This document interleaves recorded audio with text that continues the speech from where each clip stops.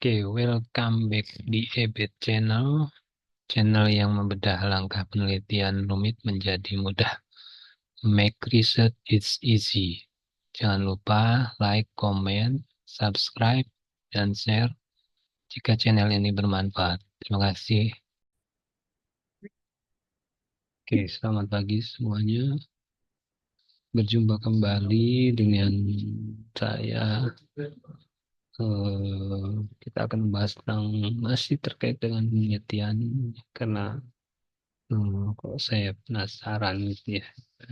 Eh, dan juga ingin membantu teman-teman semuanya terutama dalam publikasi ya. Publikasi baik itu jurnal berindeks Sinta 1, 2, 3 sampai dengan Sinta 6 atau misalkan yang terindeks Scopus atau jurnal bereputasi gitu ya.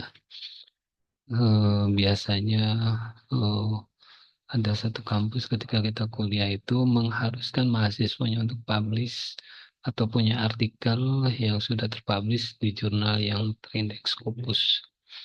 Ada beberapa trik mungkin ya yang bisa dilakukan. Ini sepengalaman yang saya lakukan, yang saya alami ketika saya berjuang menerbitkan jurnal di Scopus ya. Dan waktu itu dua artikel saya berhasil tembus di Scopus Q3 dengan tidak berbayar gitu ya. Adapun trik-triknya yang pertama yaitu bentar.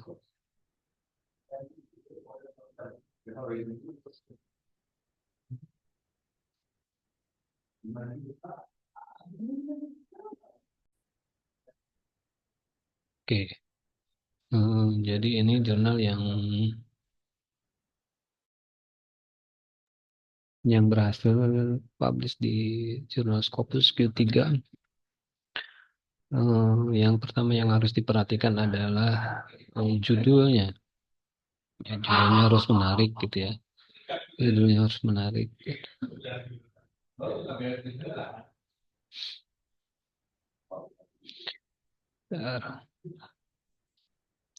Judulnya harus menarik ya. Kemudian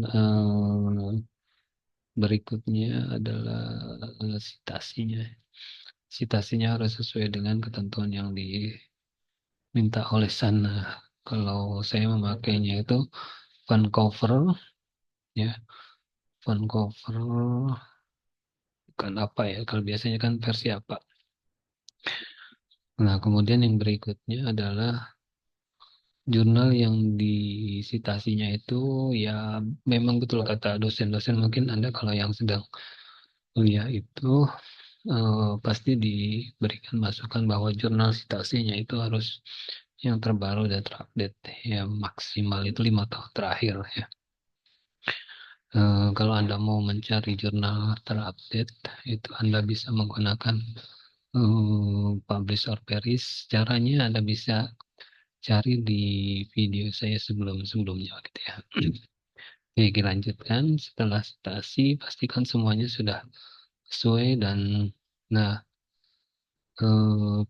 titik poin yang saya tekankan ketika saya submit di sini adalah ini. Jadi apa namanya, olah datanya itu menggunakan SAM PLS ya atau Smart PLS. Ini yang menjadikan jurnal saya bisa publish di jurnal ini. Selain itu juga metodologi yang digunakannya harus benar-benar relevan dengan apa uji analisisnya, ya. Jadi jangan sampai misalkan Anda menggunakan analisisnya menggunakan SMPLS, tapi metodologi penelitiannya menggunakan kualitatif, kan nggak cocok gitu ya. Jadi yang tepat itu kalau menggunakan analisis data itu data kuantitatif, metodenya itu metode kuantitatif. Kemudian ini harus ada eh, apa namanya riset prosedur, ya. Atau langkah penelitian yang Anda lakukan itu seperti apa, harus jelas tergambar di situ. Nah, setelah ini dibuat, ya, prosedur penelitiannya, syukur-syukur bisa menampilkan bagaimana caranya Anda melakukan analisisnya seperti apa, ya, langkah-langkahnya. Kemudian ini result.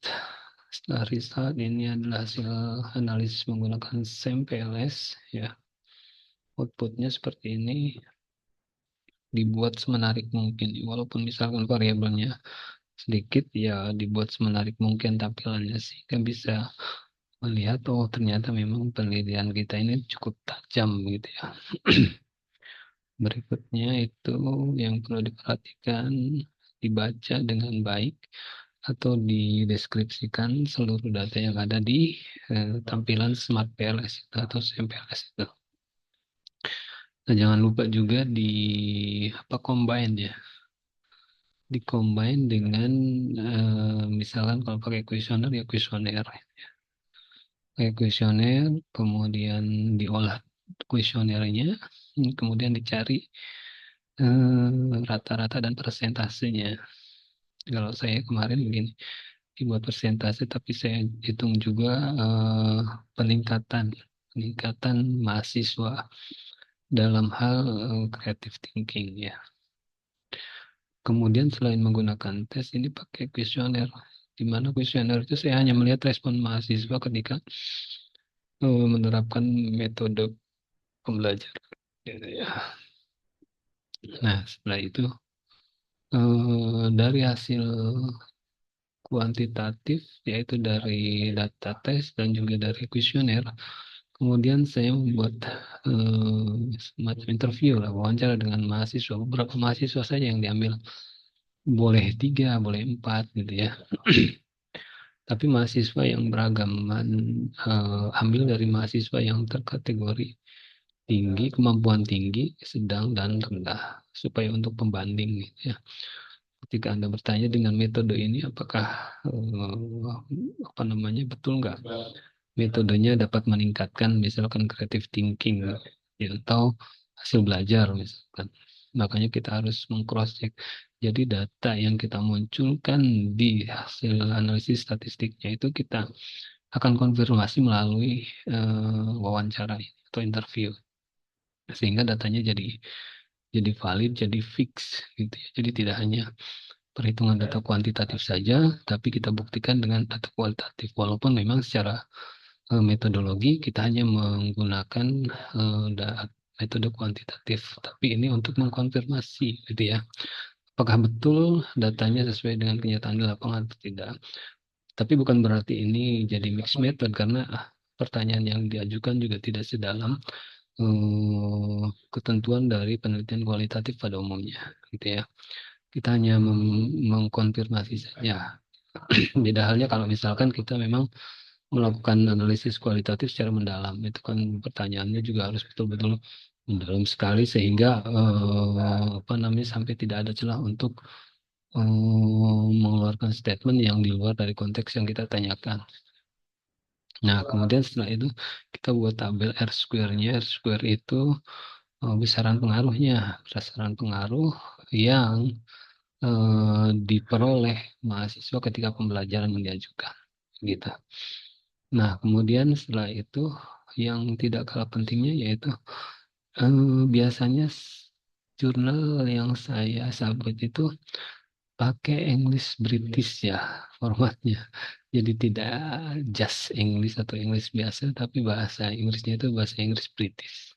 Yang harus diperhatikan. Kemudian Proses penulisan reference ya, reference juga ini harus diperhatikan, formatnya harus seperti ini. Jadi ada tahun, kemudian ada author, ada judul, kemudian ada eh, ada volume dan number ya. Jadi itu yang harus diperhatikan. Kemarin untuk yang jurnal ini saya sempat submit pakai DOI gitu ya. Di ujungnya itu ada DOI. Maksud saya kan supaya lebih lengkap dan juga lebih gampang untuk dilacak. Tapi ternyata di jurnal ini DOI-nya tidak perlu. Ya cukup hanya sampai volume, nomor, dan page-nya kita page berapa atau halaman berapa gitu ya. Nah, kemudian itu kemarin yang dikoreksi dari apa namanya reviewer ya. Kemudian jurnal yang kita citasinya atau referensi kita itu tidak boleh ada yang jurnal nasional karena kita kan skopnya internasional atau Scopus. Otomatis kalau misalkan kita referensinya masih jurnal nasional, jelas itu akan di reject ya. Misalkan kita mau targetannya adalah Q3 atau Q4 lah. Jadi minimal jurnal yang kita citasi itu, yang kita ambil referensinya itu dari yang selevel dengan jurnal tujuan kita atau maksimal itu di atasnya. Misalkan kalau targetnya Q4, maka minimal itu ya Q4 itu sendiri jurnalnya, kemudian atau bisa Q3, Q2, Q1 itu lebih bagus. Ya, kalau Q2 ya minimal harus setara lah Q2 juga referensinya, karena kalau misalkan di bawah itu pasti akan di reject, itu pasti ya, nggak bakal nggak ya. Itu sudah pengalaman dari kemarin.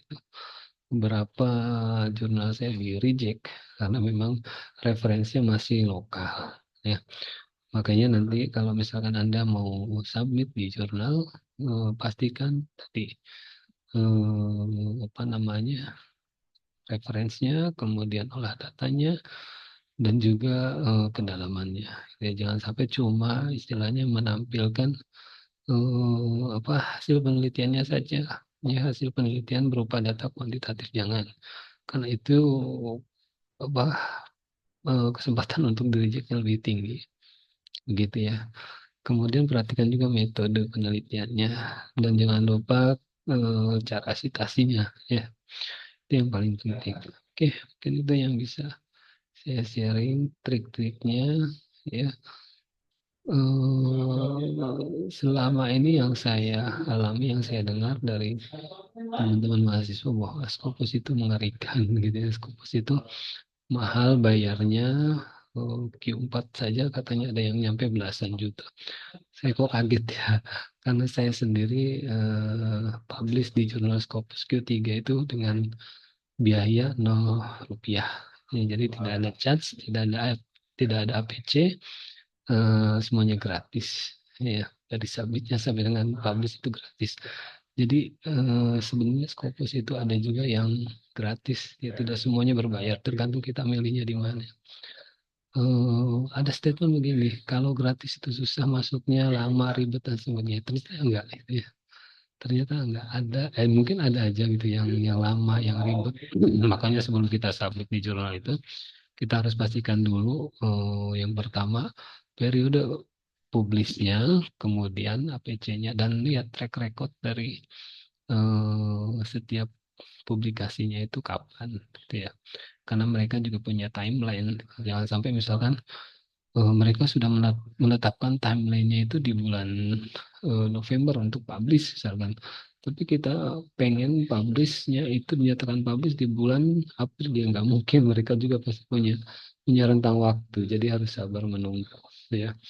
Kemudian katanya lama, lama untuk publisnya, komentarnya dan sebagainya lama. Memang betul ada juga jurnal yang memang lama sekali komentarnya, responnya sehingga kita jenuh dan sebagainya gitu ya. Tapi kalau saya triknya itu, nah, ketika saya submit di jurnal, itu, saya punya batasan waktu dari submit sampai dengan 2 minggu pertama. Kalau misalkan belum ada tanggapan atau di OJS-nya itu masih tetap sama begitu, tidak ada perubahan, maka saya akan kontak ke editornya, mempertanyakan apakah jurnal kita itu layak terbit atau tidak di jurnal yang mereka kelola. Itu sah-sah aja teman-teman semua, karena kita juga butuh waktu, butuh kepastian gitu ya, apakah jurnal kita bisa diterima atau tidak, tidak gitu. Jangan sampai misalkan kita sudah nunggu lama, tapi akhirnya reject juga, kan sakit hati gitu ya. Makanya saya biasanya memberikan rentang waktu 2 minggu setelah saya submit untuk mengkonfirmasi kepada editor. Sampaikan saja kalau kita juga memang membutuhkan kepastian terkait dengan ini, apakah bisa layak diterbitkan atau tidak. Tapi ada juga memang yang pengelola jurnal yang not responding gitu ya, hasilnya dia lambat untuk merespon, sehingga kita juga tidak ada kesempatan untuk ya tadi tidak ada jawaban ketika kita bertanya kepada mereka ya. Ada bahkan satu kasus saya pernah submit di salah satu jurnal internasional Q4 gitu ya. Sekarang kayaknya naik Q3. Tahapannya di OJS itu sangat banyak sekali. Ada berapa tahap gitu ya. Setelah masuk tahap review, oh, apa namanya, malah ujung-ujungnya misalkan di itu juga kan yang yang kita khawatirkan gitu ya. Makanya kepada teman-teman semua yang mau mendapatkan publikasi, jangan khawatir, jangan ragu untuk submit di Scopus, karena kalau misalkan kita sudah punya artikel di Scopus itu ya minimal kepercayaan diri kita jadi lebih tinggi dibandingkan kita yang tidak punya Scopus ya. Kemudian juga kita bisa memberikan pengalaman kepada teman-teman yang lain yang memang mau uh, menargetkan jurnal Scopus ya. Untuk berikutnya target yang akan saya capai adalah yang akan saya tempuh adalah bisa publish di Q1 atau Q2 dengan tidak berbayar ya. Kalau ada yang mau sharing atau diskusi terkait dengan jurnal Scopus, boleh sekali, silakan Anda komen di video saya ini. Saya akan senang sekali jika bisa membantu orang ya. Mungkin itu yang bisa kita sharing. Sekali lagi kalau ada yang mau bantuan atau diskusi, Anda bisa chat di kolom komen untuk nanti kita bisa komunikasi lebih lanjut. Terima kasih, selamat pagi.